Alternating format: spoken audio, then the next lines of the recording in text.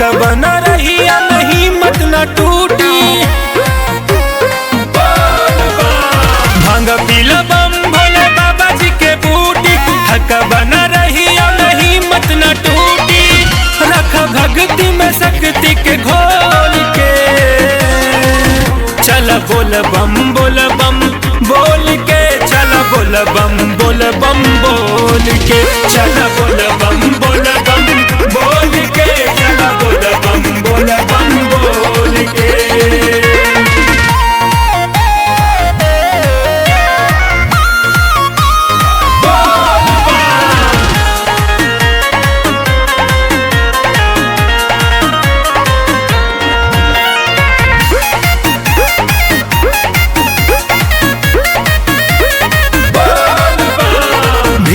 लगल बा भारी हो, धीरे हाँक गाड़ी हो। बाबा के महिमा होती त नौकरी मिली सरकारी हो। भीड़ लगल बा भारी हो, धीरे हाँक गाड़ी हो।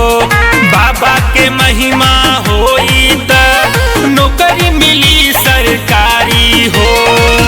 बाबा देले मुराद बिन तोल के, चल बोल बम बोल के, चल बोल बम बोल के, चल बोल बम बोल के, चल बोल बम बोल के।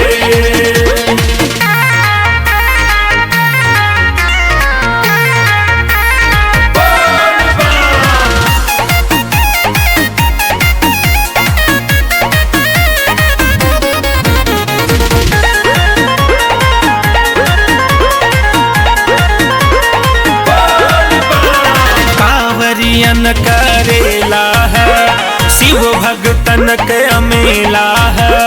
सावन के ई मस्त महीना शिव भक्ति का बेला है। कांवरियन करेला है शिव भगतन के मेला है। सावन के ई मस्त महीना शिव भक्ति का बेला है। चाहे जवनो मांग दिल खोल के, चल बोल बम बोल के, चल बोल बम बोल के, चल बोल बम